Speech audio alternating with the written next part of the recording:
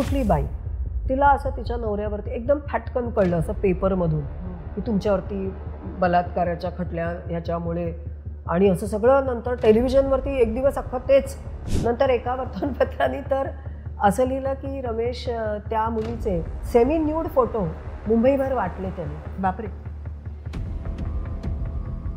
जे कायदे आहेत ते कायदे बायकांच्या बाजूचे करण्याचा अधिकार राज्यघटनेने कलम 15 नुसार आज कायदे मंडळाला दिलेला आहे आणि जे कायदे केलेले ते योग्यच आहे. खोट्या केसेस केल्या जातात आणि त्याचं प्रमाण वाढतं, खूप वाढतं. ज्या ठिकाणी खऱ्या अर्थाने मारहाण आहे किंवा तिला स्वातंत्र्य मिळत नाही त्या ठिकाणी क्रौर्य आहे, पण क्रौर्याची व्याख्या मला वाटतं मुलामुलींना नीट कळत नाही. तुमच्या मुलाच्या लग्नाच्या पत्रिकेवर सुद्धा दोघांचं नाव नव्हतं तुम्ही. आपल्या समाजाला न्यायाधीश म्हणजे काय काय बरं त्यांचं आयुष्य असतं किंवा त्यांना येणारे प्रश्न त्याची कल्पना नसते. नमस्कार, मी मुग्धा गोडबोले पुन्हा एकदा आर पार वुमन की बातमध्ये तुम्हा सगळ्यांचं मनपूर्वक स्वागत करते.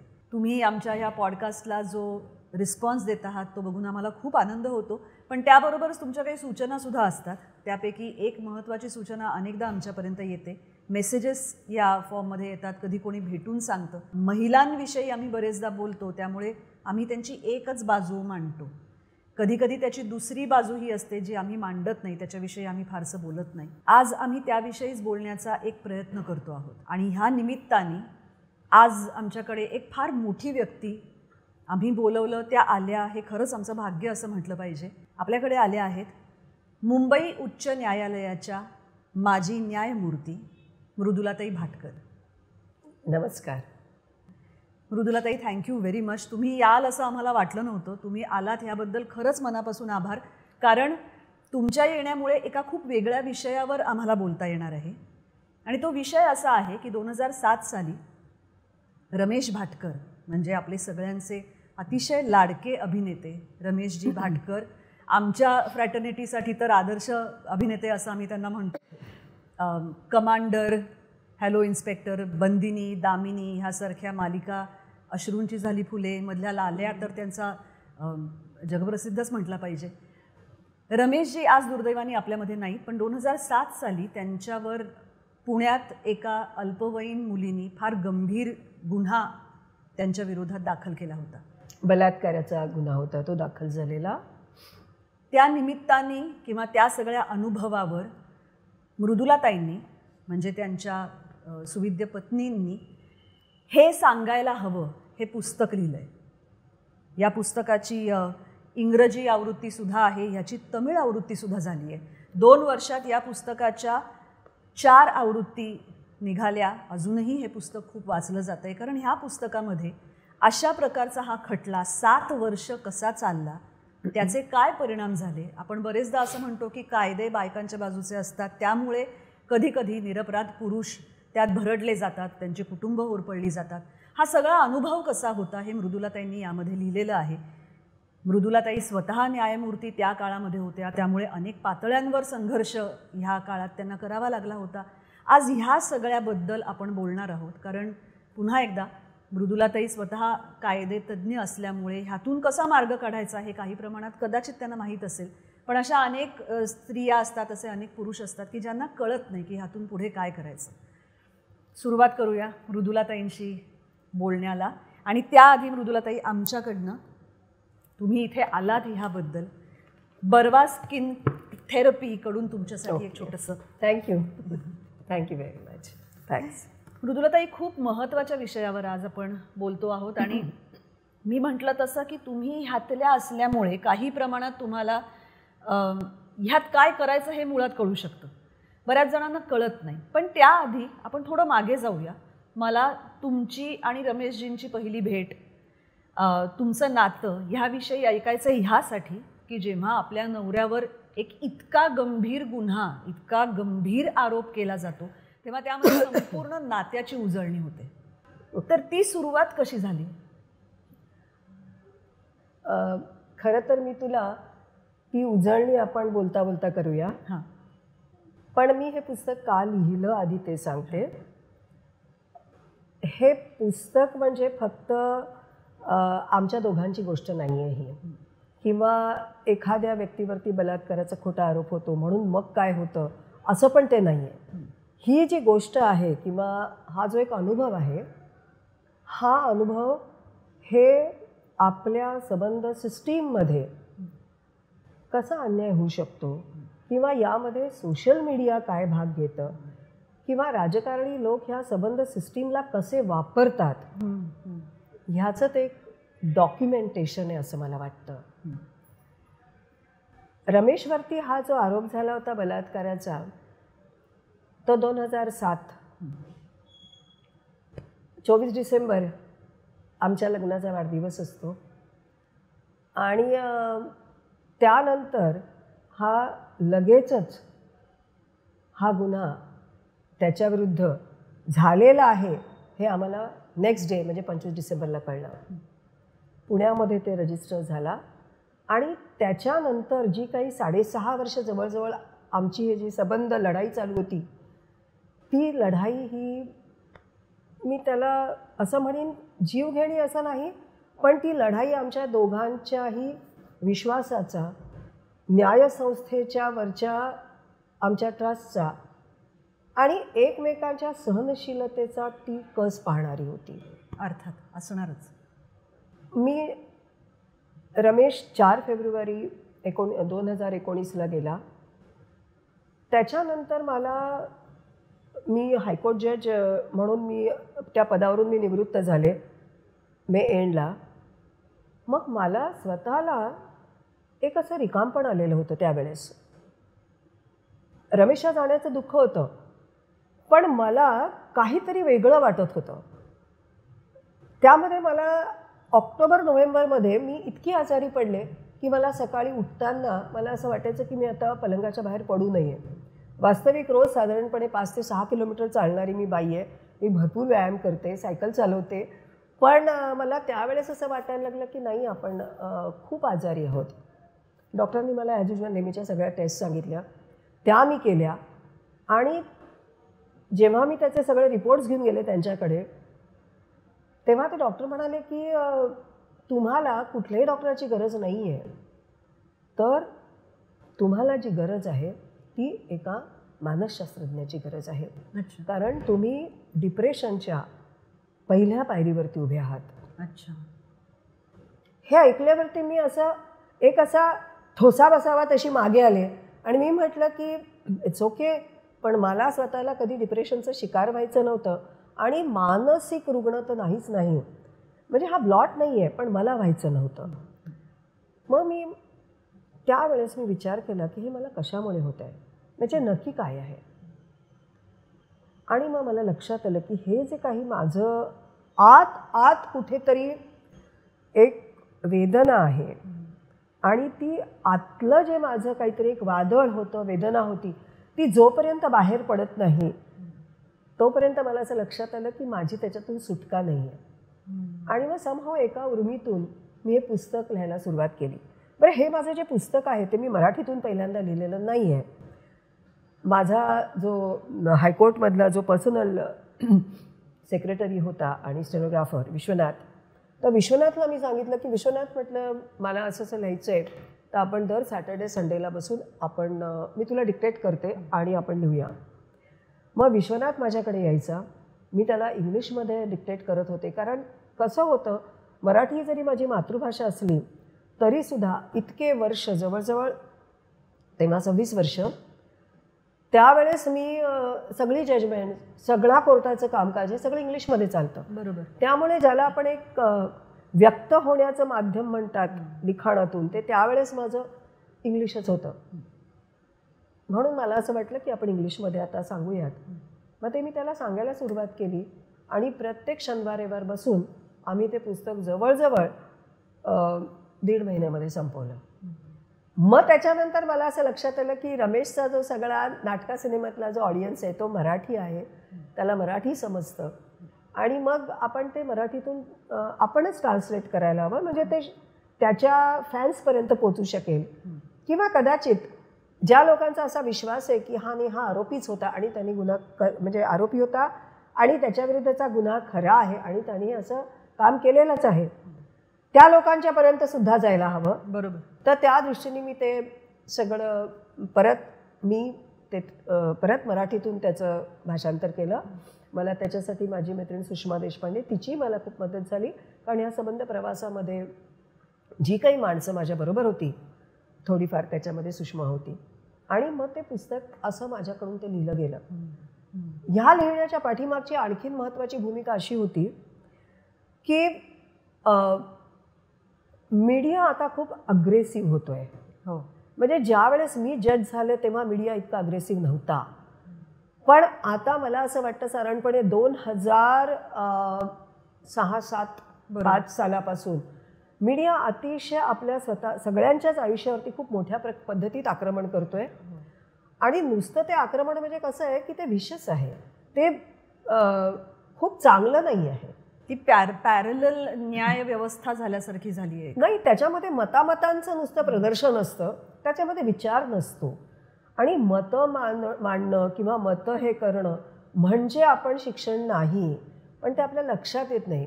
आणि मीडिया हा अतिशय म्हणजे जितका तो चांगल्या पद्धतीने काम करू शकतो, पण तो तितक्याच अतिशय गलिच्छ पद्धतीने तो वापरला जातो, हे तितकंच खरं आहे.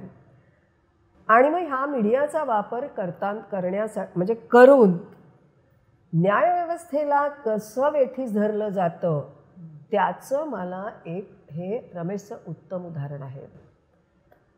आणि मला असं वाटतं की मुख्य म्हणजे आम्ही जे न्याय खात्यात काम करणारे जे असतो, आम्हाला न्यायाधीशांना कुठे जाऊन आमच्यावरती जर आरोप झाले किंवा आम्हाला काही आमच्याबद्दल खूप घाणेरडं लिहिलं गेलं, वैयक्तिक असो किंवा काही, ते आम्ही काही त्याला उत्तर देऊ शकत नाही. बरोबर. कारण आमच्या न्यायसंस्थेच्या काही ज्याला आपण तत्व आहेत, मार्गदर्शक सूचना आहेत, ज्याला नॉर्म्स म्हणतो, त्या आहेत.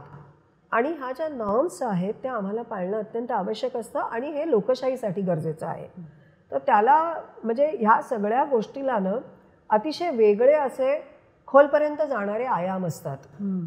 आणि ते तुम्ही जेव्हा फॉलो करता आणि तुमच्याकडे काही केसेस असतात, त्याच्यावरती तुम्ही वेगळ्या पद्धतीत जेव्हा निर्णय देता किंवा ते हँडल करता, कधी कधी असं असतं की तुम्ही किंवा तुमच्या अतिशय जवळच्या व्यक्ती व्हल्नरेबल असतात आणि ते आरोप होऊ शकतात.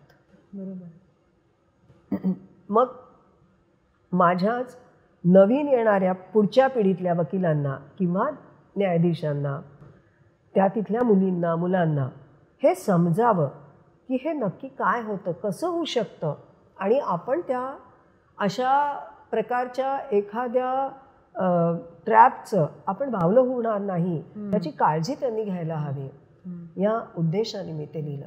म्हणजे ही रमेशची गोष्ट आहेच की ज्याने हा संबंध आरोप अतिशय, ज्याला मी म्हणते की फार निर्भीडपणे आणि अतिशय ग्रेशियसली त्यांनी ते सगळं हँडल केलं. ती कधी कधी लोकांना वाटतं ती माझी आणि रमेशची गोष्ट आहे, पण तरीसुद्धा ही सिस्टीममध्ये असणाऱ्या, तुम्ही जेव्हा त्याचा बळी जाता तर त्याची ती गोष्ट आहे आणि ही सिस्टीम समजून घेण्याची गोष्ट आहे, म्हणून मी ते लिहिलं. आणि थोडं असंही आहे ना मृदुलताई की आपल्याकडे असं मानणारी एक पिढी आहे की जेव्हा तुम्ही एखादी गोष्ट कागदावर उतरवता, ती प्रिंट करता, तेव्हा तिला काहीतरी अकाउंटेबिलिटी राहते. Yes yes. जेव्हा तुम्ही मीडियावर बोलता, उद्या ते मागे पडतं, ते तुम्ही ते काढून टाकू शकता, ते डिलीट करू शकता, पण जेव्हा तुम्ही ते लिहिता तेव्हा त्याचा पूर्ण विचार झालेला असतो त्याला. आणि ह्या पुस्तकात तर मला हे फार आवर्जून सांगावंसं वाटतं की ह्याच्यात तुम्ही त्या मुलीची FIR, रमेशजींच्या डायरीतली पानं, हे सगळे पुरावे दिलेले आहेत. म्हणजे तुम्ही एक दिवस हे लिहायला लागलात, पण तुमच्याकडे तारखेनुसार, तारीख वारावर अनेक गोष्टी लिहिलेल्या होत्या ज्या ह्याच्यामध्ये लिहिलेल्या आहेत. आणि ह्याचा पहिला पॅरेग्राफ वाचून मी काही वेळ थांबले. रमेशचं 2दा निधन झालं असं मी लिहिलं. कारण एकदा ज्या वेळेस आरोप झाला त्यावेळेस, आणि त्या आरोपाच्या वेळेस खरं त्याच्या वेळेस मीही मेले, आणि नंतर दुसऱ्यांदा त्याचं कॅन्सरनी निधन झालं. ते ह्या घटना अशा आयुष्यात कधी कधी घडतात. आणि एक मला असं वाक्य आठवतं की सर विन्स्टन चर्चिलचं ते वाक्य आहे की भीती, fear is a reaction and courage is a decision. आणि हा जो करेज जे असतं ना ते तुम्हाला वेगवेगळ्या ठिकाणी सर्वांनाच आयुष्याच्या वेगवेगळ्या टप्प्यांवर वेगवेगळ्या पद्धतीत तुमच्याजवळ असावं लागतं. म्हणजे आता मी एक साधं उदाहरण मी त्याच्यामध्ये लिहिलेलं आहे त्या पुस्तकामध्ये. मी त्याच्यात काही छोट्या छोट्या गोष्टी पण दिल्या आहेत की मला काही जे मला आठवत होतं आणि ह्या काही गोष्टींचा किंवा ह्या काही ज्या वाचलेल्या गोष्टी त्याचा उपयोग होतो माणसाला. म्हणजे हा सगळा आरोप झाला आणि मग ते वर्तमानपत्रात सगळी ती बातमी आली वगैरे. आणि त्यानंतर त्या बातमीच्या नंतर दुसऱ्या दिवशी सकाळी आम्हाला म्हणजे रमेशान माझा नेहमीचा असा एक दिनचर्या असायची की सकाळी आम्ही 6 वाजता नेहमी मरीन ड्राईव्हवरती फिरायला जात असू, कारण मी यशोधनमध्ये राहत असे. तर आम्ही जिथे फिरायला जात असू त्यावेळेस आम्ही आपल्या सकाळी 6ला निघायचं. आता हे सगळ्या वर्तमानपत्रात सगळ्या म्हणजे याच्यावर पहिल्या पानावरती ही बातमी होती. आता हा असा आरोप झाल्यावरती आपण बाहेर पडायचं की नाही हा साधारण एक साधा प्रश्न कोणालाही हा द्विधा मनस्थिती होणार. आणि तेव्हा मी रमेशला सांगितलं की बाबा, मी बाबाई म्हणत असे, हर्षवर्धनचा बाबा होता म्हणून तो बाबाला, त्याला मी सांगितलं, म्हटलं हे बघ मला दामू धोत्रेंची एक गोष्ट आठवते. वाघसिंह माझे सखे सोबती त्यांचं ते पुस्तक होतं. आणि दामू धोत्रे हे सर्कशीमध्ये त्यावेळेस ते रिंगमास्टर म्हणून खूप अतिशय म्हणजे आमच्या पिढीचे ते फार म्हणजे आम्ही त्यांचे फॅन होतो. तर आणि हा वेगळा अनुभव होता त्यांचा सर्कशीतला. आणि त्याच्यात एक जी वाघीण किंवा सिंहीण होती तर ती नेहमीप्रमाणे ते शो करत असताना असे सगळे वाघ बसलेले होते आणि ती म्हणजे अगदी नेहमी त्यांचं ऐकणारी. पण अशी जी होती ना ती नेमका चिडली प्राणीच. आणि तिचं काय बिघडलं कुणात होती नी त्यांना असा जोरात गुरकावून पंजा मारला. आणि ते झाल्यावरती दामू धोत्र्यांनी सांगितलं की त्यांनी लिहिलं की मी तिला त्यावेळेस आवरलं, म्हणजे तो जो चाबूक असतो त्याचा वापर करून. पण माझ्या लक्षात आलं की सगळं बिघडलेलं आहे. हे सगळ्यांच्याच जे सर्कशीतले लोक होते, बाहेरच्या लोकांना काय वाटलं की हा सर्कशीतला एक प्रकार आहे, पण तो तसा नव्हता. खरं काय झालं होतं ते मागे माहिती होतं. आणि मग तिला त्यांनी ताबडतोब पिंजरा आणला, तिला आत नेलं वगैरे. आता दुसऱ्या दिवशी परत हाच खेळ पुन्हा चालू. मग त्यांना असा प्रश्न पडला, सगळ्यांनी सांगितलं की तुम्ही काही जाऊ नका, म्हणजे किंवा खेळ घेणार असाल तर हिला घेऊ नका, हिला तुम्ही अजिबात घेऊ नका आणि हिला न घेता तुम्ही तो खेळ सुरू करा. हे त्यांना सहज शक्य होतं करता. पण त्यांनी काय लिहिलं, ते म्हणाले की माझ्या असं लक्षात आलं की जर का मी तिला न घेता खेळ केला तर तिच्या लक्षात येईल की मी तिला घाबरलो आहे. आणि प्राण्यांना तो एक सिक्स सेन्स असतो. पण मी तिला घेऊनच केला तर मी तिच्यावरती कमांड करू शकेन. आणि त्यांनी तिला घेऊन तो सबंध सर्कशीतला खेळ केला. आणि तो खेळ झाल्यावरती म्हणजे ज्या क्षणाला तिने त्यांचं सगळं ऐकलं, त्यांनी तिच्या डोळ्यात बघून ते सबंध तो खेळ केला. आणि मला ती भीती ही जी गोष्ट आहे त्या भीतीवरती तुम्हाला ताबा मिळवता आला पाहिजे. तर भीतीला नेहमी सामोरं जावं लागतं. भीतीला आता भीती वाटते म्हणून घाबरून चालत नाही कधी. तर ते मी त्याला त्यावेळेस सांगितलं आणि रमेशने बरोबर त्याला काय होतं ते मर्म पकडलं आणि आम्ही दुसऱ्या दिवशी फिरायला गेलो. आणि अर्थात लोकांच्या नजरा वेगळ्या असतात, लोक विश्वास ठेवतात, अनेक गोष्टी असतात. ते अर्थात त्यांनी त्या एकट्याने त्यावेळेस ते सफर केलं.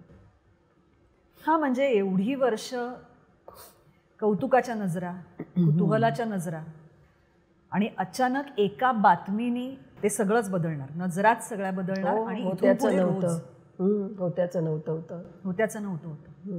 पण रमेशजींबद्दल त्यापूर्वी पण एकदा पुण्यात काहीतरी एक घटना घडली होती ज्याच्यामध्ये एका थिएटरच्या संदर्भात काहीतरी त्यांच्यावर आरोप झाला होता. मला असं वाटतं त्यावेळेला तेव्हा पण तुम्ही त्यांच्याबरोबर उभ्या होता. नाही, ते फार विचित्र होतं, पण त्याचा उल्लेख करणं मला इथे बरोबर वाटत नाही, कारण विक्रम आणि रमेश दोघंही जण होते त्यावेळेस काम करत असताना. पण म्हणजे तो राहू केतू नावाचं एक नाटक होतं आणि त्याचा हाऊसफुल शो होता आणि एका थिएटरनी एसीच सुरू केलं नव्हतं. भर उन्हाळ्यातला 42 टेम्परेचरमधला तो शो होता आणि एसी न लावल्यामुळे लोक गुदमरायला लागले आणि पहिला अंक झाल्यावरती ह्यांना शो थांबवावा लागला आणि तो थांबवल्यावरती प्रोड्युसरला सगळे पैसे परत द्यावे लागलेले होते. मग ते दिले. आता काय होतं, माझ्यातलं ना मला असं चूक झाली, अन्याय मला सहन नाही होत, मग मी त्याच्या मुळाशी जाण्याचा प्रयत्न करते. ते प्रत्येक वेळेस म्हणजे त्याचे परिणामही भोगावे लागतात. मग त्यामुळे मग मी त्यांना म्हटलं, आपण विक्रम होता गोखले आणि रमेश, त्यावेळेस मी म्हटलं आपण त्यांना नोटीस पाठवू. मग आम्ही नोटीस पाठवली, परंतु त्याचा परिणाम असा झाला की त्यांनी त्या नोटीसचं उत्तर त्यांनी पेपरमध्ये छापलं आणि त्या दोघांवर आरोप असा केला की ते दोघं दारू पिऊन शो करत होते. तर आता हे असे जे काही आरोप आहेत ते होतात, पण शेवटी खरं काय हे तुम्हाला माहिती असतं.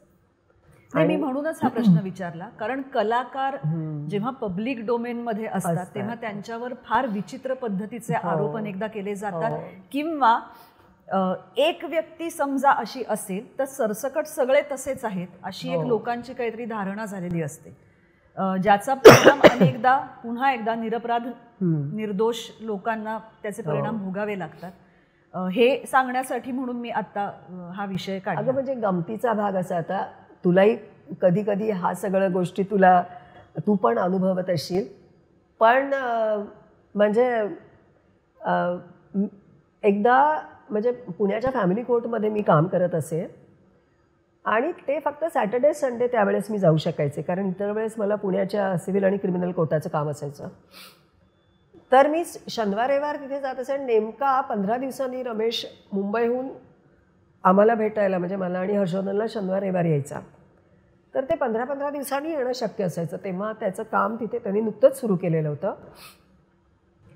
तर तो मला उशीर झाला म्हणून तो मला घ्यायला, म्हणून तो मला फॅमिली कोर्टात भेटायला आला की आता चल म्हणजे घरी. आणि हर्षवर्धन आणि मी आम्ही दोघं आलो आहेत तुला घ्यायला. तर हर्षला त्यांनी गाडीत बसवलं आणि मला तो घ्यायला आला. तर तेव्हा दुपारचे 1:30-2 म्हटलं थांब आता ही संपलीचे रिसेस आणि आपण आटोपलं काम माझं आपण जाऊया. आणि आम्ही दोघं नंतर निघालो. आणि त्याच्यानंतर मला 2 दिवसांनी माझ्या मैत्रिणींनी सांगितलं, तुला माहिती आहे का काय बाहेर चर्चा आहे? म्हटलं काय? अगं म्हणे मला असं ऐकायला मिळालं की रमेश भाटकरांचा डिव्होर्स होतोय. म्हटलं ते कोर्टात आले होते का? तर म्हणे अगं हो त्यांचा डिव्होर्स होतोय आणि त्यांची एक वकील बाईच त्यांची, म्हणजे एक बाईच त्यांची वकील आहे आणि ती केस चालवते असं सांगितलं. तर त्यामुळे ह्या ज्या गोष्टी आहेत ना, ह्या घटनांशी आता तू कलाकार आहेस त्यामुळे you are also used to that, I am used to that. पण ह्याच्यात सर्वात महत्त्वाचा मुद्दा काय होता की मी न्यायाधीश असल्यामुळे आणि नंतर न्यायमूर्ती, म्हणजे न्यायाधीश तुम्ही जेव्हा डिस्ट्रिक्ट कोर्टात काम करता तेव्हा त्याला न्यायाधीश म्हणतात आणि जेव्हा तुम्ही हायकोर्टात जातात उच्च न्यायालयात त्या लोकांना न्यायमूर्ती म्हणतात, कारण तुम्ही कायद्याचा अन्वय अर्थ लावण्याच्या पावच त्यांना असतात. तर तुम्ही न्याय खात्यातली व्यक्ती म्हटल्यावरती तुम्हाला मीडियापासून पूर्णपणे अलिप्त राहावं लागतं. म्हणजे मी आज हा असा तुला पहिलाच इंटरव्ह्यू देते, बाकी कोणालाच देत नाही, दिलेला नाही आहे. कारण आता मी देऊ शकते ह्याला कारण कारण मी उच्च न्यायालयाच्या ह्याच्यातून मी आता तिथून निवृत्त झाले आणि त्यामुळे मी आता ते जे न्यायमूर्तींना न्यायाधीशांना जे अतिशय कडक असे जे नॉर्म्स असतात ते आता मला एवढे लागू नाहीत. काही प्रमाणात आहेतच पण तेवढे नाहीत. तर त्यामुळे ते एक पथ्य की अजिबात मीडिया ह्यांच्यापासून नुसतं मीडिया नाही लोकांपासूनच दूर राहणं कारण कोणाच्या केसेस येतील हे माहिती नसतं. बरोबर. आणि रमेशचं असं होतं की कलाकार असल्यामुळे कायम लोक आजूबाजूला सतत आणि लोक. आणि बरं कुठलाही कलाकार हा म्हणजे जे आपण असं म्हणतो की वशिला असेल तर एखाद्या वेळेस काम होतं, कलाकारांच्या बाबतीत नाही आहे. कलाकाराच्या बाबतीमध्ये त्याचं नाणं खणखणीतच असावं लागतं, तरच तो कलाकार टिकतो. त्यामुळे लोकांच्या शिवाय पर्याय नाही ना. आणि आवड पण असते ती. म्हणजे कलाकाराला मुळात प्रेक्षकांची गरज असते पेक्षाही जास्त आवड असते. म्हणजे ते मासा कसा पाण्यातल्याशिवाय तो तडफडतो, तसंच आहे की कलाकाराला जर का मायबाप प्रेक्षक नसतील तर तो तसाच तडफडतो. तसं आहे. आणि आमचं उलट असतं. आम्ही एकटेच आमचं काम करतो. म्हणजे मी ह्याच्यात असं लिहिलं आहे पुस्तकामध्ये की न्यायाधीशांनी काम करताना त्यांनी काजवा असावं. तर तो काजवा का? कारण जेव्हा काजवा उजेडात असतो ना तेव्हा त्याचा प्रकाश नाही पडत. त्यांनी अंधारात राहायचं असतं. आणि अंधारात राहून त्याचा जो प्रकाश आहे स्वयंप्रकाशी, तो प्रकाश त्याच्या निकालपत्रांचा असतो. तर तो जो निकालपत्र देतो, निवाडे देतो, ते जे न्यायदानाचं त्याचा तो प्रकाश असतो. तर त्यांनी काजव्यासारखं असतं. आणि तुम्ही लोक तर सगळे फ्लड लाईटमधले आहात. तर तो फरक आहे त्याच्या आणि माझ्या व्यवसायात. हा फरक होता. आणि मला असं वाटतं की तो फरक आम्हाला जरी असला तरी आमची सर्वात तारेवरची कसरत अशी होती की त्याचा तोल सांभाळणं. तेच म्हणजे मी मगाशी जेव्हा विचारलं की तुम्ही सुरुवातीपासून एकमेकांबरोबर एवढी वर्ष तुम्ही एकत्र राहत होतात, त्याच्यामध्ये इतके चित्रविचित्र अनुभव येत गेले आणि मग ही केस, अशी एक घटना ज्याच्यामध्ये मुळात नात्यातला विश्वास तोच पणाला लागलेला असतो. बरोबर आहे. एक स्त्री म्हणून तुम्हाला त्या क्षणी मनात कुठे शंका आली किंवा असं वाटलं की हे ह्यात काही तथ्य असलं तर? हो, तू चांगला प्रश्न विचारलास. कसं असतं की आधी आपल्याला हे असं म्हणजे मी म्हणते मीच असं नाही, कुठली बाई तिला असं तिच्या नवऱ्यावरती एकदम फाटकन कळलं असं पेपरमधून की तुमच्यावरती बलात्काराच्या खटल्या ह्याच्यामुळे, आणि असं सगळं नंतर टेलिव्हिजनवरती एक दिवस अख्खं तेवढंच चाललेलं आहे, बाकी काहीच नाही. नंतर एका वर्तमानपत्राने तर असं लिहिलं की रमेश त्या मुलीचे सेमी न्यूड फोटो मुंबईभर वाटले त्यांनी. बापरे.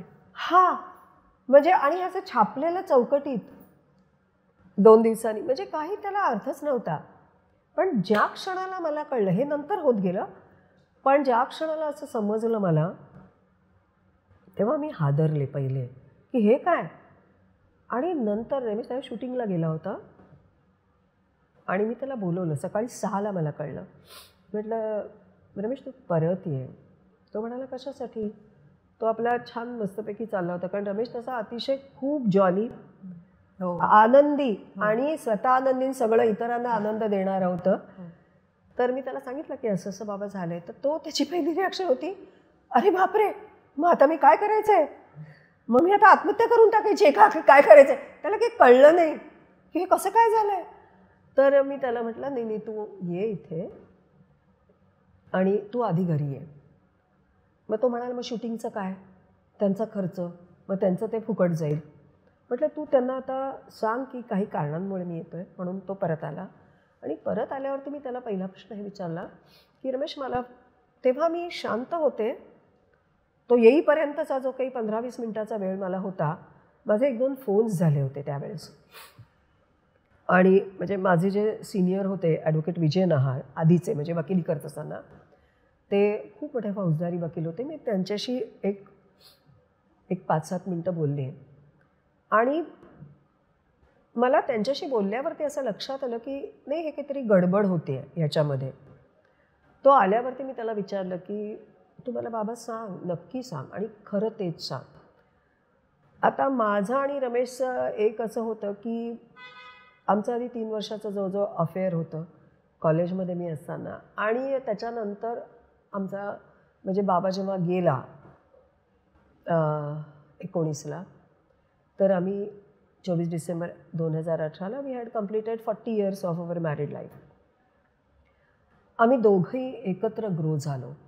म्हणजे मी जर्नलिझम केल्यानंतर मला लॉ म्हणजे मी जे शिक्षण घेतलं ते मला रमेशने शिकवलं.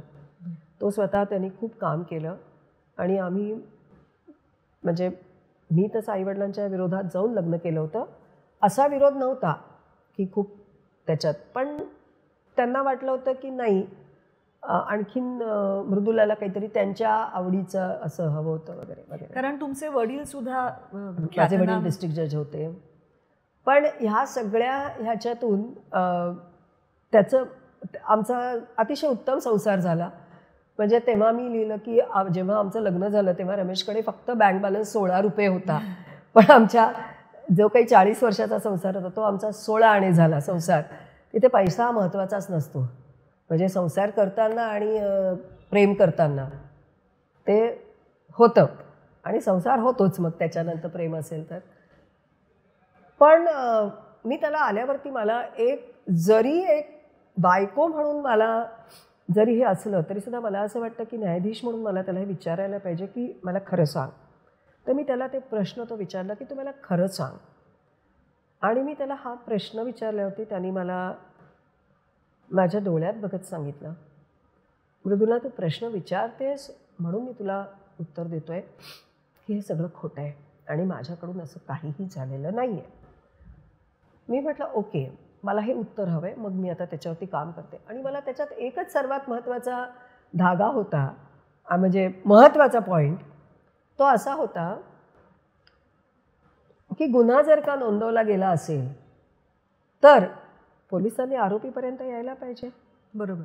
तुम्ही आरोपीला काहीही न कळवता फक्त वर्तमानपत्रात कळवता, म्हणजे त्याची प्रोसिजरच काही फॉलो काहीच नाही. म्हणजे तुम्ही जेव्हा गुन्हा रजिस्टर होतो तर you should come to our house. दरवाज्यावर नॉक पाहिजे पोलिसांनी करायला हवं की वी हॅव कम हिअर आणि मिस्टर भाटकर तुम्ही आमच्यावर चला. हे झालंच नाही कधी, हे कधीच झालं नाही. 7 वर्षात कधीच झालं नाही. 7 वर्षात म्हणजे आम्ही लगेच 1-2 दिवसांनी आम्ही अँटिसिपेटरी बेल घेतला ना इमिजिएटली.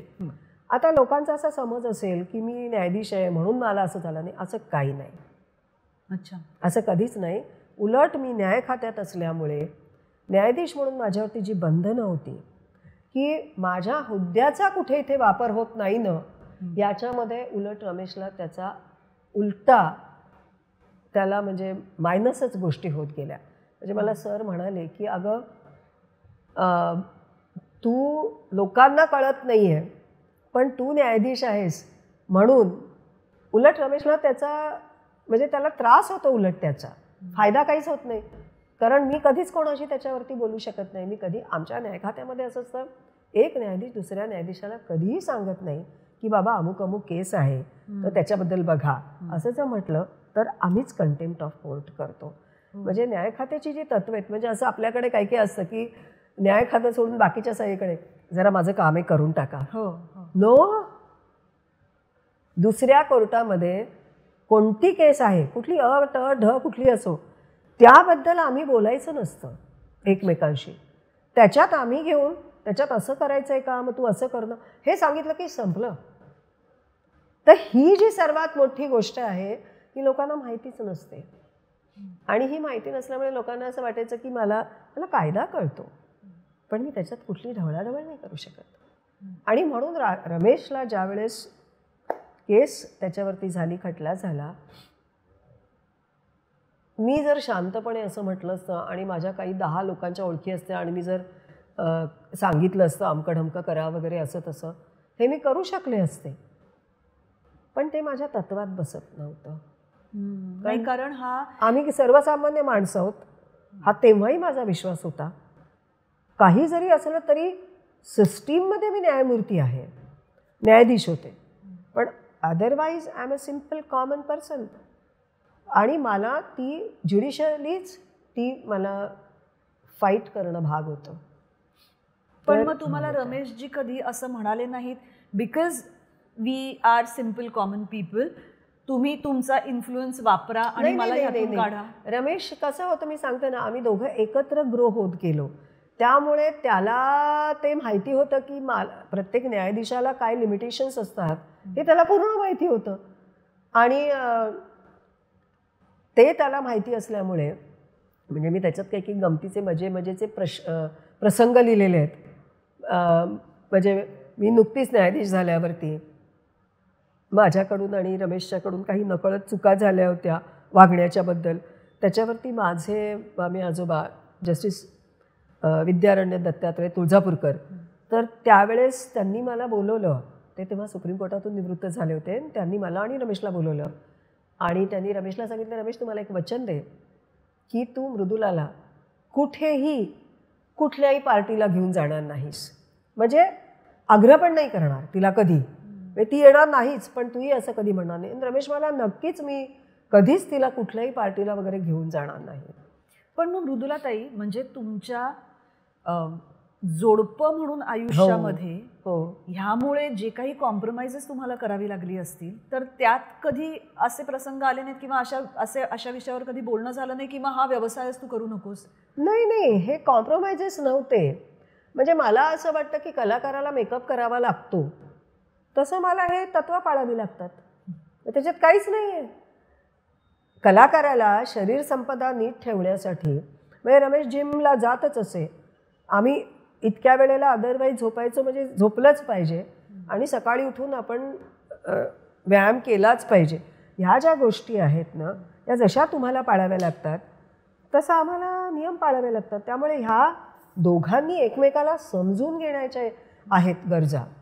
म्हणजे उद्या जर का मी स्पोर्ट्स पर्सन असते तर मी सकाळी उठून ग्राउंडवरती 4-4 तास मी एक्सरसाइज करत बसले असते आणि ते रमेशला समजून घ्यावं लागलं असतं. म्हणजे त्याच्यातला हा मुद्दा आहे. उद्या म्हणजे अगदी फॉर एक्झाम्पल समजा मी भाजी विकत असते, मी सकाळी घेऊन गेले असते ना भाजी विकायला बसले असते तर मी नसतेच तिथे. तर हे त्याला समजून तर हा जो एकमेकांच्या व्यवसायाच्या ज्या काही गरजा आहेत म्हणजे रूल्स आहेत ते एकमेकांनी आपण पाळलेच पाहिजेत असं मला वाटतं. आणि फक्त आमच्या न्याय खात्यामध्ये खूप कडक आहेत. बरोबर. ते जास्त कडक आहेत. ह्या केसमुळे म्हणजे रमेशजींवर झालेल्या आरोपामुळे तुमच्यावर परिणाम झाला ह्यापेक्षा तुमच्या व्यवसायामुळे त्यांच्यावर जास्त परिणाम त्याच्यामुळे ते उलट होत गेलं. आणि एक मला म्हणजे मी आता तू जसा प्रश्न विचारलास की त्यांनी कधी सांगितलं नाही का की आम्ही दोघं थकत होतो, कधी कधी खरंच थकायचो की किती आणखीन किती की ह्याच्यातून आपण कधी सुटणार आहोत. ती एक जी सर्वसामान्य माणसाची जी एक तडफड असते आणि त्याला ना एक प्रोसिजर म्हणून भाग असतो की कायदेशीर प्रक्रिया, ही कायदेशीर प्रक्रिया ती त्याच पद्धतीने जाते. त्याच्यातले शॉर्टकट्स असतात ना ते खूप धोकादायक असतात. मग ते न्यायाधीशांनी कधी करू नयेत. शेवटी तुम्ही तत्वानी जगायचं म्हटलं आणि तुम्ही एक निर्भीडपणे जर का न्यायदानाचं काम करायचं म्हटलं तर क्विड प्रो को नको असतो ना. म्हणजे मी कोणाला सांगणं की जरा हे करा मग त्या माणसाने माझ्याकडून अपेक्षा करायची मग हे एक जरा निकाल देऊन बघा. बरोबर. हे म्हणजे अगदीच म्हणजे काही अर्थच नाही तुम्हाला. म्हणजे I think that is the biggest sin any जज will commit, which I never wanted to be a party of that such sin. मला रमेश त्यावेळेस म्हणाला होता की मृदुला ह्या लोकांना म्हणजे पोलिसांना आणि त्यावेळेचे जे कोण होते त्यांना त्या पोलिसांना अगदी नुकतं म्हणजे जे झालं होतं आणि जेव्हा तो अँटिसिपेटरी बेलला कोर्टासमोर हजर झाला होता तो म्हणाला की ह्या लोकांना ना मला मृदुला अगदी पोलीस स्टेशनला घेऊन जरी त्यांनी मला आतमध्ये मारलं पोलीस कोठडीत तरी तू तुझ्या तत्वांशी कधीही तडजोड करू नकोस. मी ते सहन करीन कारण मला माहिती आहे वी आर ट्रू. जेव्हा तुम्हाला तुमचा नवरा इथपर्यंत तयार असतो की माझी तयारी आहे, पोलिसांनी काही 3rd डिग्री वापरली तरी माझी तयारी आहे पण तू तडजोड करू नको. तर मला असं वाटतं की हे इतकं जेव्हा आत्मबल त्याच्यामध्ये असतं तर तितकं मनोधैर्य माझ्यातही असायला असतं ना. पण तुम्हाला जसं तुम्ही म्हणालात की पहिल्या क्षणी माहिती होतं की पोलीस दारावर आलेच नाही, इथपासून मनात शंका यायला सुरुवात झाली असणार. जिथे जिथे कारण तुम्हाला प्रोसिजर माहिती असल्यामुळे ती प्रोसिजर फॉलो केली जात नाहीये हे कळत होतं, तिथे तिथे तो संताप, ती हतबलता, हे सगळं तुम्ही कसं फेस करत होता त्यावेळेला? अगं हे आलं, म्हणजे ही हतबलता नंतर हा संताप हे सगळं आलं. पण मला असं वाटतं की मला थोडं असं वाटतं की आपल्या ज्या पद्धतीत तुम्ही घरात वाढता, घरातली शिकवण जशी इतकी महत्त्वाची असते ना, आणि तुम्ही जसे घडत जाता, तुमच्यावरचे तुम्ही वाचता, तुम्ही ऐकता, तुम्ही मनन करता, तर हे संस्कार आपलं घडणं ह्याच्यामध्ये खूप महत्त्वाचे असतात. मुळात मी आणि रमेश आम्ही मनाने खूप, ज्याला आपण स्ट्रॉंग म्हणतात, किंवा अशी आम्ही दोघंही माणसं होतो की म्हणजे संवेदनशील असणं वेगळं आणि मनाचे फार लाड न करता तुम्ही लढलं पाहिजे. हे जर आपण बरोबर असू तर, आणि जर आपली चूक झाली असेल तर मान्य करावं. म्हणजे चूक मान्य करायला सुद्धा धाडस लागतं आणि लढायलाही धाडस लागतं. म्हणून मी म्हटलं की सर विन्स्टन चर्चिल यांनी जे म्हटलं ना की courage is a decision and fear is a reaction, ते मला नेहमी सतत आठवतं. ह्या संदर्भात मला एक तुम्हाला असं विचारायचं आहे की हळूहळू जेव्हा तुमच्या लक्षात येत गेलं असेल की ह्या सगळ्याच्या मागची कारणं काहीतरी वेगळीच आहेत, कुणीतरी एका अनोळखी मुलीने केलेला एक आरोप आहे, पण त्याला काहीतरी तर कारण असलं पाहिजे. जेव्हा तो खोटा आहे असं मनातून माहिती असतं, ती व्यक्ती असं सांगत असते की हा आरोप खोटा आहे, तर मग त्यामागचं कारण काय? कसं असतं, मी तुला सांगू का, मला हे पुस्तक वाचल्यावरती काही लोकांनी असं विचारलं, मग ह्याच्या पाठीमागे कोण होतं? म्हणजे आपल्याला कसं त्यांच्या दृष्टीने, म्हणजे हे आम्हाला 6.5 वर्ष असली तरी त्यांना ते पुस्तक असतं. म्हणजे त्यांना वाटलं एक आता सिनेमा संपला तर हे कोणी केलं, असा हा जो एक मनात नेहमी विचार असतो. पण त्याच्यावरती एक उत्तर एक असं आहे, समजा चोरी होते, आपल्याला माहिती आहे की खूप काही दागिने बिगिने सगळं घरातलं चोरीला गेलेलं आहे, चोरी झालेली आहे, गुन्हा झालेला आहे, आपण चोर शोधण्याचा प्रयत्न करतो. काही काही केसेस अशा असतात की ज्या पोलिसांना, म्हणजे आपल्यालाही माहिती असतं की माझ्या घरात कोणी चोरी केलेली आहे, मग माझ्या घरात वॉचमन पण येऊन गेलेला आहे, माझ्या घरात काम करणारी बाई असू शकते, किंवा माझ्या घरात माझं कोणीतरी एक माणूस आला आणि तो येऊन घेऊन गेला, किंवा माझ्या घरातली एखादी व्यक्ती असू शकते कोणी. असे अनेक, त्या एखाद्या व्यक्ती, त्याला ज्याच्याकडे चोरी झाली त्याला ते प्रश्न पडतात, आणि ते पडल्यावरती त्याला त्याचे धागे दोरे तो गोळा करतो, आणि त्या एखाद्या माणसावरती त्याला लक्षात येतं की ह्या व्यक्तीने हे केलेलं असेल. पण जेव्हा पोलीस पकडतात किंवा एखाद्या माणसावरती की ह्यानी केलेले, हे तुम्हाला सिद्ध करता येत नाही. तुम्हाला नुसता संशय नाही, त्याच्याही पलीकडे तुम्हाला खात्री असते की असं केलेलं आहे, त्याच्या पाठीमागे ह्या प्रेरणा आहेत, पण तुमच्याकडे हातात पुरावा नसतो. पुरावे तुम्ही गोळा करू शकत नाहीत. तुम्ही अशा परिस्थितीत पोझिशनवरती असता की तुम्ही पुरावे गोळा करू शकत नाहीत. तेव्हा तो गुन्हा घडला पण अनडिटेक्टेड, म्हणून ती फाईल क्लोज होते. चोरी झाली पण चोर नाही सापडला. हे तसं आहे. मला माहिती आहे की हे का झालं, कसं झालं, पण ते मी बोलू शकत नाही कारण त्याच्यात नॉर्म्स येतात. पण मी एवढे त्या संबंध पुस्तकामध्ये जर नीट वाचलं तर त्याच्यामध्ये बरेचसे असे, म्हणजे मी सांगू का, मी रांगोळी काढून सगळे ठिपके दिलेले आहेत, तर थोड्याशा काही 1-2 रेषा मी त्याच्यातल्या नाही करू शकले, पण त्या व्यवस्थित जर का त्या टप्प्यांच्या आधारे जर वाचताना जर वाचक गेले तर त्यांना त्याचा अंदाज येतो. हो, येतो की हे कुठं सुरू झालं ह्याचा अंदाज निश्चित येतो. म्हणजे मगाशी रमेशजींच्या आधीच्या कामांविषयी बोलले, तसं तुमची ही आधीची खूप कामं आहेत. म्हणजे ह्या केसच्या मागे तुम्ही जिथे कायदेतज्ञ म्हणून होतात अशा अनेक केसेस आहेत. आणि आपण असं कदाचित म्हणू शकतो की त्या सगळ्याचा परिणाम ह्यावर कुठेतरी डायरेक्टली इनडायरेक्टली होत होता. हो. तुमच्या करिअरमधल्या महत्त्वाच्या केसेसमध्ये कदाचित बिल्किस बानो रेप केस असेल किंवा जळगाव सेक्स स्कॅन्डल असेल किंवा मोकाच्या अंतर्गतचे काही खटले असतील. सारा सहाराची केस होती. सारा सहाराची केस.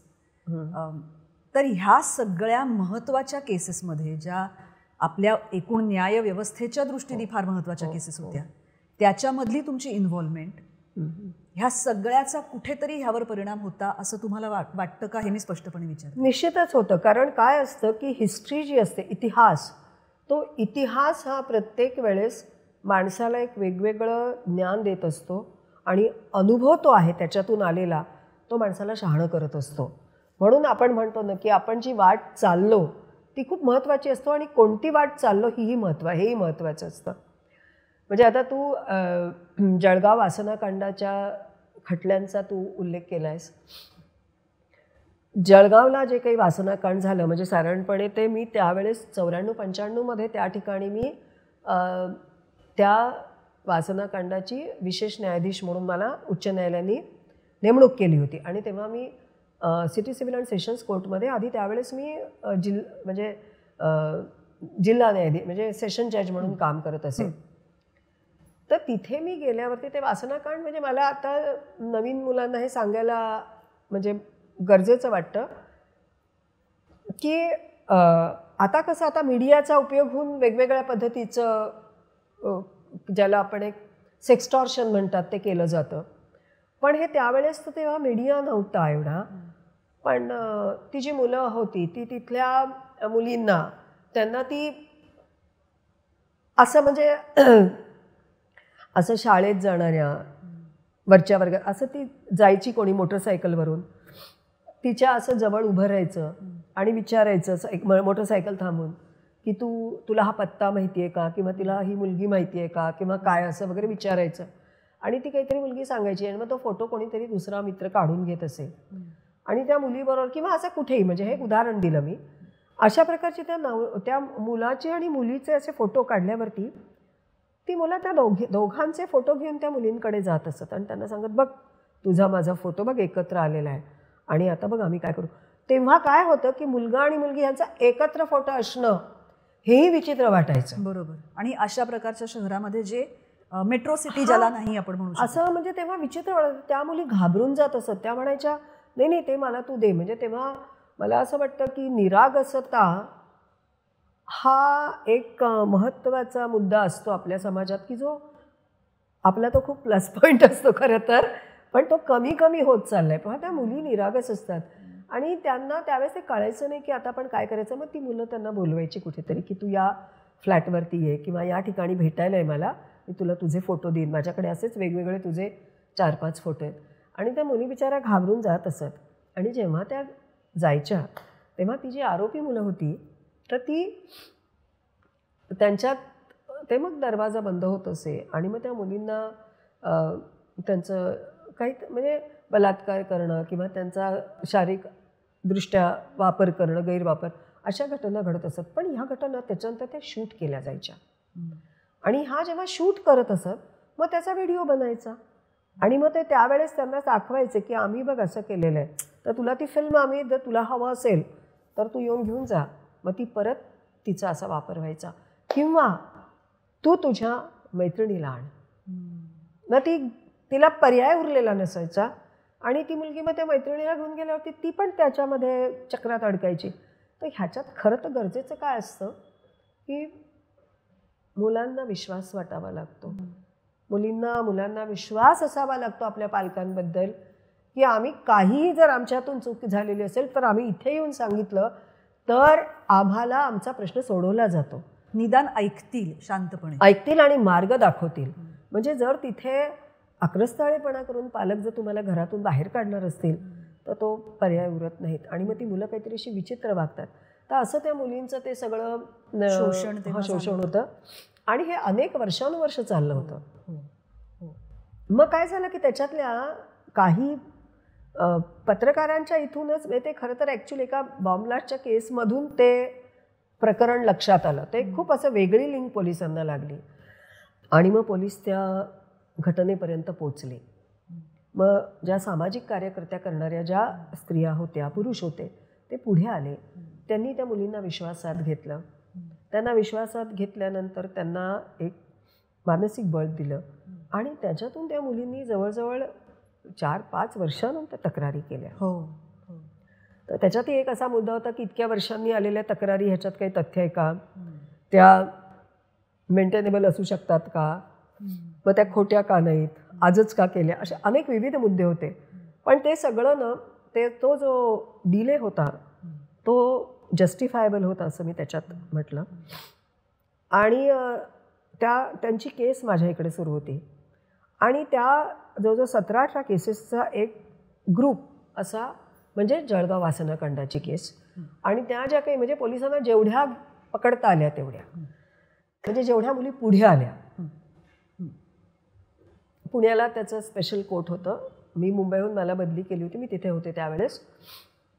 पण ते करत असताना एक अशी घटना घडली आणि ती म्हणजे त्या खटल्याचं आम्ही जेव्हा ते ओपन केला पहिला खटला आणि त्यावेळेस ती मुलगी जेव्हा बॉक्समध्ये उभी राहिली आणि त्याच्यानंतर त्या मुलीनी साक्ष दिली काय अशी अर्धी, आणि जेव्हा ती ॲक्च्युली घटनेला येणार होती तेव्हा सरकारी वकील जे जाधवराव अतिशय उत्तम सरकारी वकील होते, ते थांबले. ते म्हणाले आपण हे उद्या घेऊयात. आणि ते उद्याला ती सांगणार होती. मला आठवते, मला वाटतं ती 12 जानेवारी असेल तारीख, 11-12 काहीतरी असं मला आठवतं. त्या दिवशीच्या पेपरच्या एका पेपरच्या पहिल्या पानावरती माझ्या विरुद्ध 4 कॉलम बातमी की जळगाव वासनाकांडाचं काम चालवणाऱ्या न्यायाधीश ह्या इमॅच्युअर आहेत किंवा ह्यांच्याबद्दल प्रश्नचिन्ह वगैरे असं असं लिहिलेलं. आणि मला कळेना की काय आहे. तेव्हा तर मी अगदी बेबी जज होते, म्हणजे 1.5 वर्ष झालेलं बेबी जज होतं किंवा 1.25 वर्षाची. मला कळेना की हे काय असं आलेलं आहे, वादळ काय एकदम असं काय झालं. म्हणजे मला हायकोर्टाने पाठवलं तर मला माझ्या विरुद्धच असं कसं लिहून येतं आहे. तर त्या सगळ्या गोष्टींचा ती बातमी कशी आली, काय आली, मग त्याच्याबद्दल मला हायकोर्टाला स्पष्टीकरण करावं लागलं. मग नंतर त्या बातमीचा नंतर पुढे फायदा कसा घेतला गेला, म्हणजे जेव्हा त्या आरोपींना मला जेव्हा शिक्षा ठोठवण्याची वेळ होती तेव्हा माझ्यावरती कसा ज्याला आपण म्हणतात दबाव, खरं न्यायाधीशावरती येत नाही, कधी आणला जात नाही, पण तो कुठून आणला गेला, कसा आणला गेला. आणि त्यावेळेस मी जे शिकले की वर्तमानपत्र, टेलिव्हिजन या सोशल मीडियाचा उपयोग राजकारणी करून एखाद्या न्यायाधीशाला कसं नमवू शकतात हे मला पहिल्यांदा कळलं. म्हणजे क्रेडिबिलिटीच तुमची कमी करायची. हां, म्हणजे कुठलीही न्यायसंस्था ही, म्हणजे कुठलाही न्यायाधीश हा विश्वासावर काम करतो. म्हणजे विश्वासार्हता महत्त्वाची असते. म्हणजे कलाकाराची कशी की त्याची लोकमान्यता महत्त्वाची आहे. बरोबर. आमच्यावरती लोकांनी विश्वास ठेवावा लागतो. तुम्हाला जर तो विश्वास असेल, त्याच्यावर संबंध न्यायसंस्था आहे, तो विश्वास लोकांच्या मनातला कसा जाईल आणि न्यायाधीशाची प्रतिमा कशी मलिन होईल याचा प्रयत्न समाज माध्यमं उत्तम करू शकतात. आणि त्याच्याविरुद्ध न्यायाधीश पेपरमध्ये जाऊन टी व्हीवरती येऊन बोलू शकत नाही. ह्याचा तो अजून वेगळा फायदा घेतला जातो. तो बोलू शकत नाही, त्यांनी बोलायचं नसतं. त्याला बोलावं असं वाटत असेल तर राजीनामा द्या आणि बोला, असं ते नॉर्म्स सांगतात. आता हे माझ्याविरुद्ध असलं लिहून आलेलं, म्हणजे मग ती जी मुलगी आहे ती दुसऱ्या दिवशी फिरली आणि तिने वेगळीच साक्ष दिली. मग तिला वाटू शकतं की बापरे, मी जर का असं काही विरुद्ध बोलले तर ह्या ज्या न्यायाधीश बसल्यात त्या मला काय न्याय देणार, आणि जर दिला नाही, मी तर बोलून बसले असेल तर माझं पुढे काय होईल, हा मुद्दा असतो. त्यामुळे मला हायकोर्टातच त्या वर्तमानपत्राच्या विरुद्ध कंटेम्प्ट ऑफ कोर्ट खाली मला रिलीफ मागावा लागला. आणि मग ते कसं झालं आणि काय झालं हे खूप कायदेशीर अशा वेगवेगळ्या लढाया मला जज असताना सुद्धा लढाव्या लागल्या होत्या. आणि केवळ एकच असतं की तुम्ही ठरवलं ना की आम्ही एक शपथ घेतो. हां मुग्धा, आम्हाला प्रत्येक न्यायाधीशाला एक शपथ अशी असते की without fear and without favour. म्हणजे आम्ही जे काही न्यायदानाचं काम करू हे आम्ही निर्भीडपणे आणि विदाऊट फेवर म्हणजे निष्पक्षपातीपणे असं आम्ही हे न्यायदानाचं काम करू. आणि हे कशासाठी? टू अपहोल्ड म्हणजे कॉन्स्टिट्यूशन बरोबर आणि uphold the law of nation, I mean the land. म्हणजे जे कायदे आहेत आपल्या देशातले ते कायदे आणि राज्यघटना हिला आज तिची प्रतिष्ठा सांभाळण्यासाठी आम्ही जे काम करू ते निर्भीड आणि निष्पक्षपातीपणे असेल. आणि हीच सर्वात मोठा हाच कस न्यायाधीशाचा असतो किंवा कुठल्याही न्याय खात्यातल्या व्यक्तीचा असतो. तर ही जी पूर्णपणे जी त्यावेळेस मला जळगाव सेक्स स्कॅन्डलमध्ये मला जे काही भांडावं लागलं होतं तेही असं सिस्टीम विरुद्ध होतं. ते मला ती जी शिकवण मिळाली ती मला रमेशची केस लढताना उपयोगी आली. कारण मला माहिती होतं की समाज माध्यमं कशी आपल्याला नमवण्याचा प्रयत्न केला जातो हे मला माहिती असल्यामुळे मला त्या माझ्या अनुभवाचा 95 सालच्या अनुभवाचा मला 2007 आणि 2008 साली उपयोग झाला. आणि त्यात तुमचे प्रोटोकॉल्स पण असतात. हो, म्हणजे ह्याच पुस्तकामध्ये तुमच्या मुलाच्या लग्नाच्या वेळेचा सुद्धा अनुभव आहे. पुन्हा हे सगळे म्हणजे अशा वेळेला वाटतं की ही घटना नसती घडली तर हा सगळा कालखंड किती आनंदाचा सुखाचा. तू मला आठवण करून देतेस, मी तुला सांगते. जेव्हा मी कोल्हापूरला म्हणजे 2007ला ही घटना घडली आणि मी कोल्हापूरला माझी मुख्य जिल्हा न्यायाधीश म्हणून त्याच वेळेस अपॉइंटमेंट आली, म्हणजे लगेचच आली होती. मी जानेवारीमध्ये तिथे गेले, चार्ज घेतला आणि त्याच्यानंतर फेब्रुवारीमध्ये वगैरे लगेचच जानेवारी-फेब्रुवारीतच आमचे गार्डियन जज असतात. म्हणजे जसे पालकमंत्री असतात तसे आमचे पालक जज असतात, कुठले तरी हायकोर्ट जज. तर तिथे काही ना आमच्या जजेसना दिवाणी म्हणजे कनिष्ठ न्यायालयात काम करणाऱ्या न्यायाधीशांना अगं बाथरूम्सच नव्हत्या. हे आमचे फार विचित्र प्रश्न आहेत. हे लोकांना माहितीच नाही आहेत. म्हणजे आमचे 6 न्यायाधीश होते आणि ते चेक बाउन्स झाला म्हणून कामं चालवणारे होते न्यायाधीश. JMFC judicial magistrate first class असे ते होते. आणि मी म्हटलं ते कुठे आहेत? तर ते दुसऱ्या कुठल्या तरी बिल्डिंगमध्ये आहेत म्हणे बसलेले. 8 होते, 8 न्यायाधीश. मग मी तिथे गेले आणि तिथे गेल्यावरती मी पाहिलं तर त्या एका मोठ्या बिल्डिंगमध्ये सगळ्या न्यायाधीश आहेत, त्यांच्या चेंबर्स आहेत, कोर्ट हॉल्स आहेत. आणि मी त्यांना विचारलं तुम्हाला काही प्रॉब्लेम आहे का? कारण त्यांची मी मुख्य न्यायाधीश म्हणून तर तिथल्या त्या सगळ्या त्या 6 जणी होत्या बायका आणि 2 पुरुष होते. ते म्हणाले आमचा मॅडम प्रॉब्लेमच आहे की आम्हाला बाथरूम्सच नाही आहे तिथे. पण आम्हाला तर असं वाटतं की म्हणजे ह्या व्यवसायातल्या लोकांचं तर सगळं खूप छान छान असतं. आणि नाही हा इतका म्हणजे मला खरंच हे थोडंसं तुम्हाला म्हणजे मी हे सांगावंसं वाटतं इथे की बाथरूम्सच ना होत्या. आणि ते म्हणाले फक्त त्या सगळ्यांना त्या संबंध बिल्डिंगमध्ये फक्त 2 बाथरूम्स, एक जनरल लोकांसाठी जे येतील लिटिगंट्स वगैरे त्यांच्यासाठी, आणि दुसरी जी बाथरूम होतं तर ती वकील आणि न्यायाधीश यांच्यासाठी कॉमन एकच. तर त्या ज्या महिला न्यायाधीश होत्या त्या म्हणाल्या मॅडम आम्ही सकाळी येतो ना, आम्ही जातच नाही. बापरे. म्हणजे आम्ही जे येतो 10:30ला ते आम्ही घरी 6:30-6ला जाऊ तेव्हाच जातो. कारण त्या काय म्हणाल्या की आम्ही जेव्हा जातो ना तर तिथे म्हणे असे दोन्ही बाजूला पक्षकार वगैरे बसलेले असतात. तो आमचा चोपदार आम्हाला करत घेऊन जाणार, म्हणजे सगळ्यांना कळतं की आम्ही बाथरूमला जातोय. आणि मग नंतर आम्ही जेव्हा बाथरूममध्ये जातो तेव्हा एखादा वकील, एखादा आणखीन कोणी वकील आणि किंवा जज आमची वाट बघत उभे असतात की आम्ही कधी येतो बाहेर. तर म्हणजे हे इतकं लाजिरवाणं वाटतं की आम्ही जातच नाही. हे जेव्हा मला लक्षात आलं तेव्हा मी रजिस्ट्रार जनरलला आणि उच्च न्यायमूर्ती जे होते आमचे स्वतंत्र कुमार, तर त्यांना मी कळवलं की म्हटलं मला ही कोर्ट्स मी बंद करते, मला परवानगी द्यावी कारण इथे बाथरूम्स नाहीत. त्यांना कळलंच नाही की हे काय ही अशी बोलते म्हणजे मागते. म्हटलं हे सत्य आहे.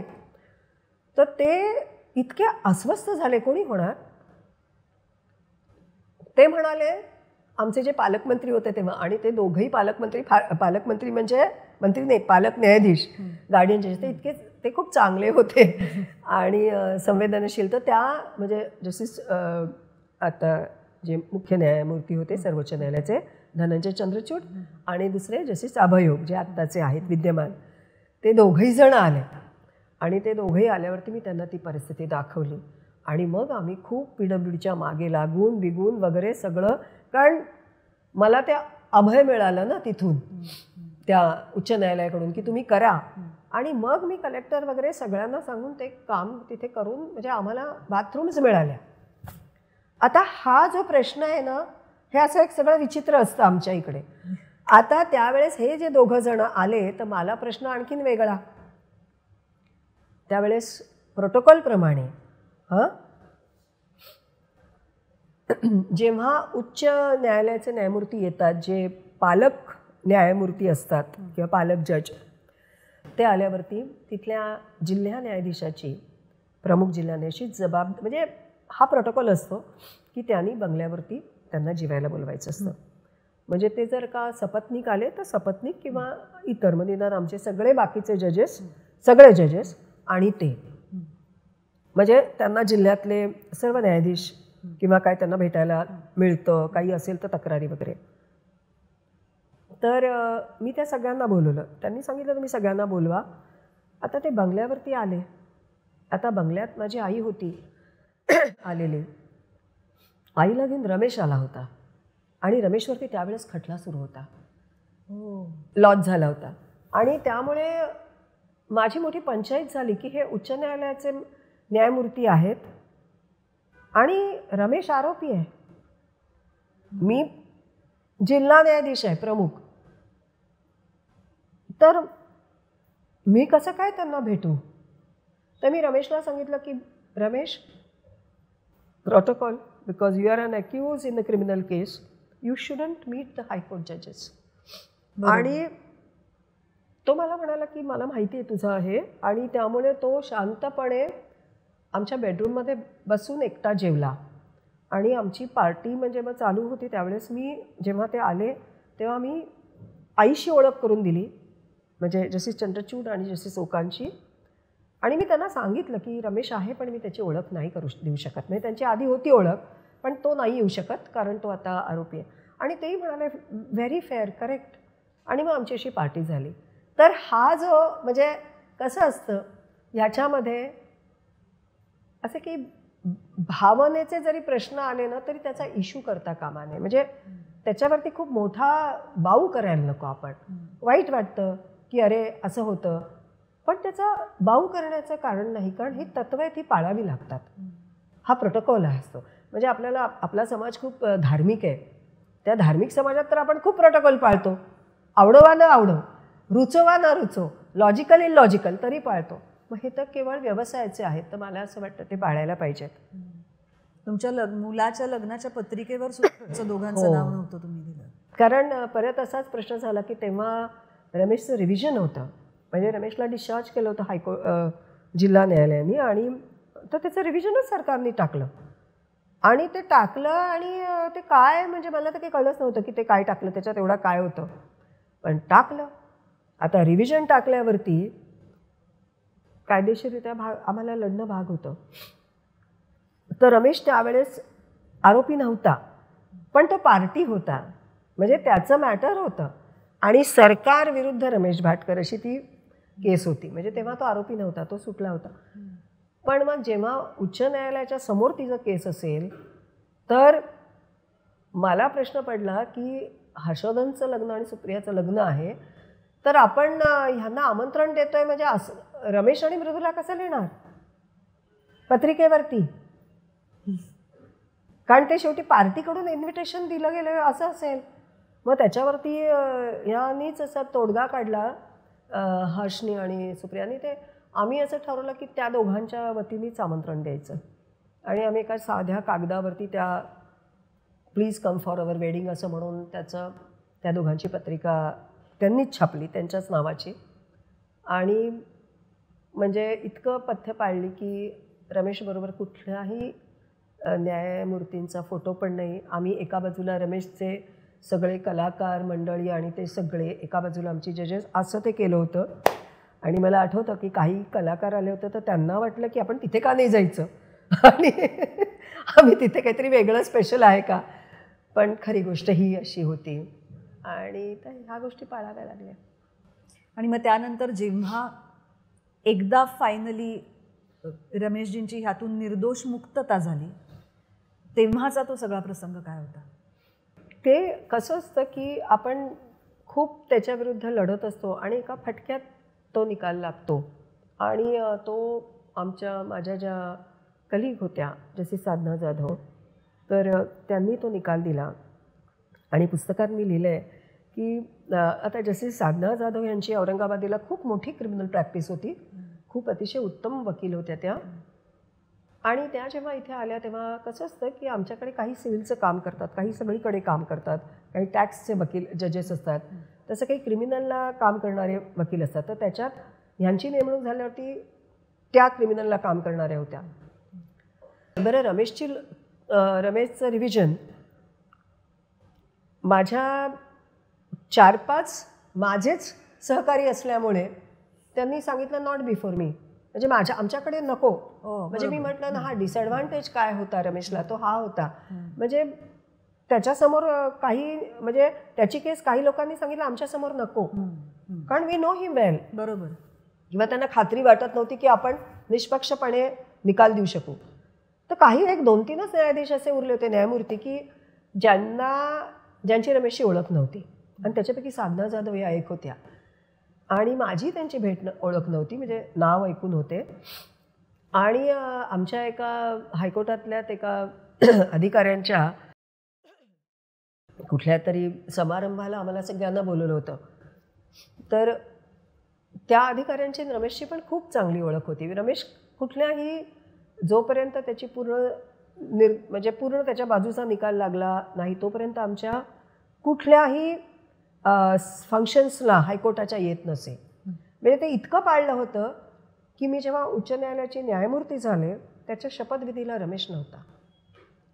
कारण का, माझा काका वीरेंद्र तुळजापूरकर सिनियर, तो मला म्हणाला की रमेश जर आला शपथविधीला तर मीडियाचं फावेल, ते असं काहीतरी सिनेमॅटिक करतील की म्हणजे रमेश आलेला आहे, तो आरोपी आहे आणि त्याची बायको शपथ घेते वगैरे असं. तर आम्हाला हे काहीच नको होतं, हे सगळं टाळायचं होतं आणि नको होतं. म्हणजे we really did not want to be with media, away from media. त्यामुळे रमेशला म्हटलं तू येऊच नको ना. आता उच्च न्यायमूर्ती पदाची शपथ घेणं हा खूप मोठी घटना असते आयुष्यातली, तो खूप मोठा सन्मान असतो. पण he accepted it, he didn't come. आणि मला खूप त्यावेळेसच्या वेदना मला खूप झाल्या, कारण रमेशमुळेच मी लॉ झाले.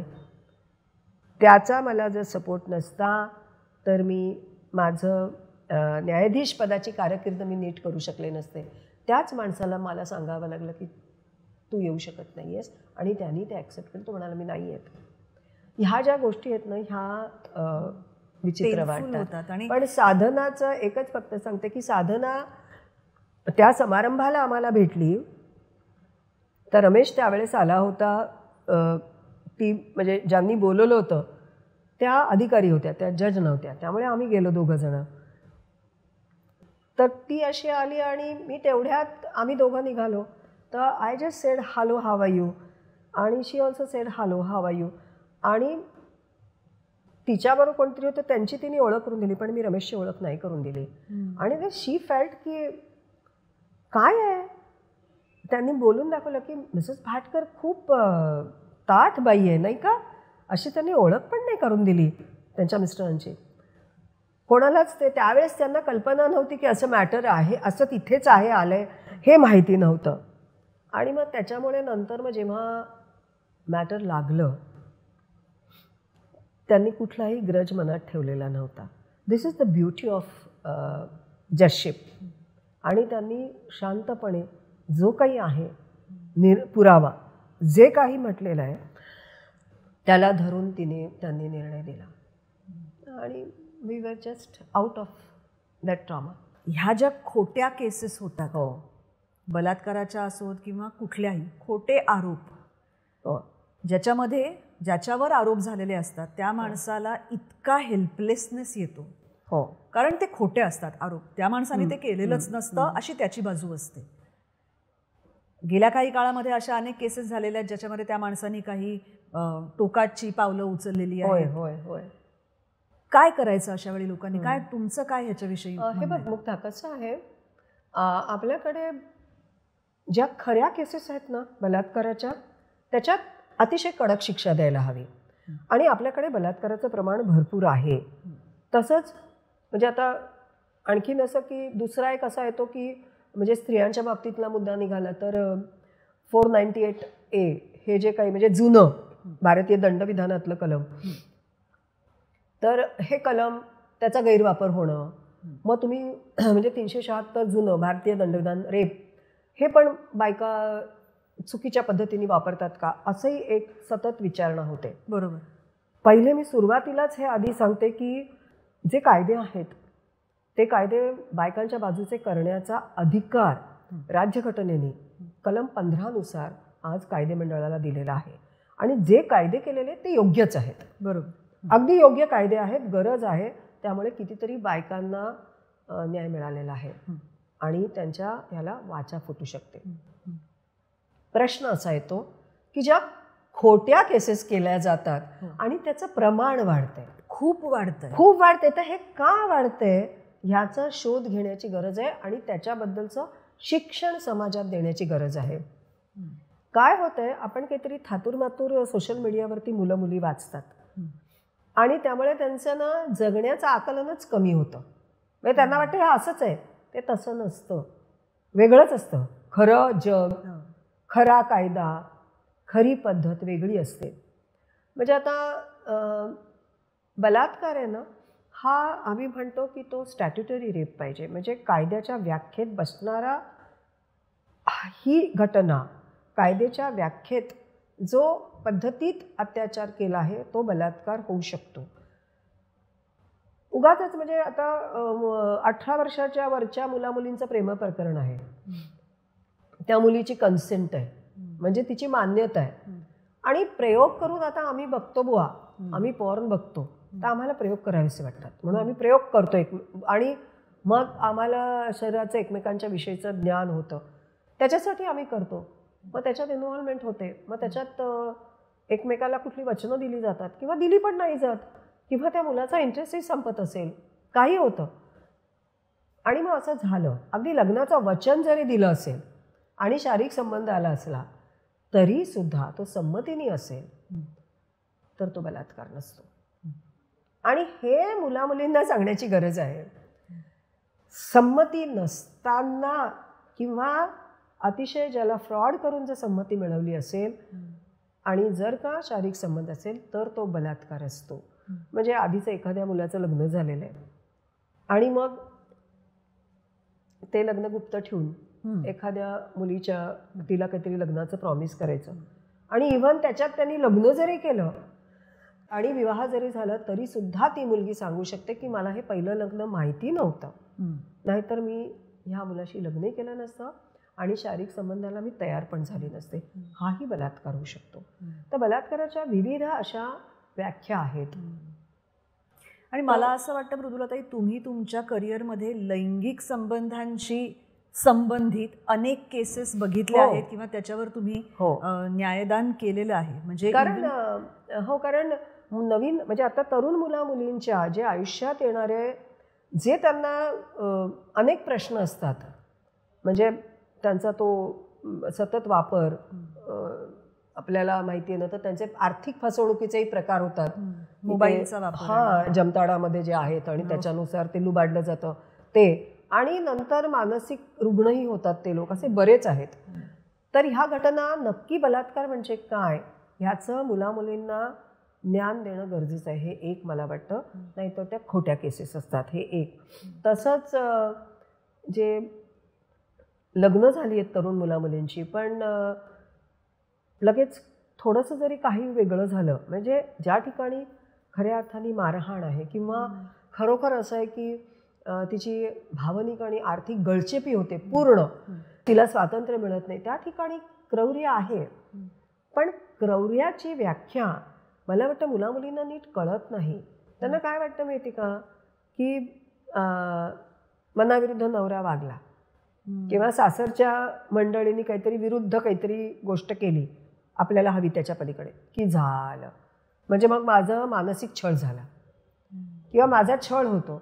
तर ही जी छळाची कल्पना आहे ना, ती छळाची नक्की छळ म्हणजे काय त्याची कायद्यात जी व्याख्या असते ना, ती समजून घेतली पाहिजे. त्यामुळे काय होतं की प्रत्येक गोष्ट जी आहे की मानसिकदृष्ट्या तीच म्हणजे छळ असं नसतं. तर त्याचं परीक्षण, आत्मपरीक्षण करण्याची आज गरज आहे. आणि मग कसं होतं की आता मध्यंतरी अतुल सुभाषची झालेली आत्महत्या, ती खूप दुर्दैवी घटना आहे. टोकाची भूमिका नको असंही वाटतं. आता हा कसा आहे की हा परत प्रत्येकाचं आपण किती तोंड देऊ शकतो, किती लढाई, हा प्रत्येकाची कुठेतरी मर्यादा संपते आणि मग अशी टोकाची पावलं उचलली जातात. पण त्याच्यात हेही आहे की प्रत्येक आत्महत्या या कारणामुळे केलेली जी घटना आहे याचा अर्थ त्या जोडीदाराला आत्महत्या केली म्हणून, म्हणजे आत्महत्येचा गुन्ह्याबद्दल मदत केली म्हणून दोषी ठरवलं जातं असं नाही आहे. त्याच्यातसुद्धा खूप कांगोरी आहेत. आणि म्हणून मला असं वाटतं की समाज प्रबोधन वेगवेगळ्या प्रकारे वेगवेगळ्या पातळ्यांवरती होण्याची गरज आहे. म्हणजे पुस्तक लिहिण्यापाठीमागे माझा खरं हा उद्देश हाच होता की आपल्या समाजाला न्यायाधीश म्हणजे काय, काय बरं त्यांचं आयुष्य असतं किंवा त्यांना येणारे प्रश्न किंवा त्यांचं जे जगणं असतं त्याची कल्पना नसते. आणि काय होतं की एखादा माणूस जेव्हा इतक्या टोकाच्या विचारापर्यंत जातो तेव्हा कुठेतरी त्याला असं वाटायला लागलेलं असतं की आपल्याला कुणाच्याच कडून मदत मिळणार नाही. म्हणजे व्यवस्थेकडून नाही, कायद्याकडून नाही, आपल्या आप्तस्वकीयांकडून नाही, आपण एकटे पडलो आहोत, आपल्या मदतीला कोणी नाहीये. ही जेव्हा भयंकर भावना माणसाच्या मनात येते तेव्हा या सगळ्यातून सुटण्याचा कुठेतरी विचार येतो. आणि म्हणून मला असं वाटतं की हे पुस्तक किंवा अशासारखी पुस्तकं महत्वाची का आहेत, कारण अशा प्रसंगांमध्ये तुमच्या मदतीला कोण कोण असू शकतं, कशाची तुम्हाला मदत होऊ शकते हे यातून कळू शकतं. कारण नाहीतर माणूस घाबरतो, एस्पेशली कायदा सुव्यवस्था वगैरे ह्या गोष्टींची ज्यांना माहिती नसते, पोलिसी यंत्रणा कशा काम करतात ह्याची माहिती नसते, जी सामान्य माणसांना नसते, तिथे माणसं घाबरतात. आणि मग फक्त सोशल मीडियावरती तुम्ही व्यक्त होणं हा नाही आहे, तर आपल्याला ना एक असं हाडामासाचं जवळचं माणूस असतं लागतं, ते जर माणूस मिळाला तर आपल्या मनातल्या गाठी आपण सोडवू शकतो. त्या दृष्टीने रमेशजी नशीबवान होते असं मला वाटतं की तुम्ही त्यांच्याबरोबर एकतर उभ्या राहिला, तुम्हाला माहिती होती ह्या सगळ्याची. खरं तर माझ्या व्यवसायाचा एक फार वेगळा असा परिणाम त्याच्या आयुष्यावरती झाला होता. कदाचित मी काहीच काम करत नसते आणि सरळ साधी गृहिणी असते तर कदाचित हे असं काही त्याच्या वाटायलाही आलं नसतं. पण तुम्ही कदाचित खूप अर्थाने वाटायला आलं नसतं. उलट तुम्ही एकदा कुठेतरी म्हणाला होता, ते वाक्य मला फार महत्त्वाचं वाटलं होतं की आपण ज्याला गुन्हेगारी जग असं म्हणतो तर मुळात तसं काही जग नसतंच, आपल्याच आजूबाजूची माणसं असतात जी तशी वागायला लागलेली असतात. आणि आता या सगळ्या ह्याच्यात मला फक्त तुला सांगायचं, या पुस्तकामध्ये कुठेही मला त्या मुलीला काही खूप दोषी वगैरे असं धरण्याचं मला काही वाटत नव्हतं, कारण ती त्या एका सिस्टीमचा भाग होती. त्यामुळे मला म्हणजे we never said anything bad about her किंवा असं. तुम्ही त्या मुलीला भेटला नाही? कधीच नाही, गरजही नव्हती किंवा कोणी मला भेटायलाही आलं नाही. म्हणजे ती खरं तर आमच्या आयुष्यातही नव्हती. ती जर जी गोष्ट नाहीच आपल्या आयुष्यात म्हणजे ती मुलगी जर आली असती तर ठीक आहे, पण असं कोणी माझ्याकडे आलं नाही, त्यामुळे कधी भेटण्याची गरजही म्हणजे काहीच अनावश्यक होती गोष्ट. हो, ही सगळी 7 वर्षांची घटनाच अनावश्यक होती खरं तर. ही घडली नसती तर बरं झालं असतं. होय. नक्कीच. पण आज तुम्ही ह्याबद्दल आमच्याशी बोलायला आलात याचा मला खरंच खूप मनापासून आनंद वाटतो आणि आनंदापेक्षाही मला बरं वाटलं. म्हणजे हा विषय बोलला जाणं महत्त्वाचं होतं असं मला वाटलं. त्यामुळे पुन्हा एकदा आमच्याकडनं थँक्यू. धन्यवाद. जरूर वाचा, महत्त्वाचं आहे.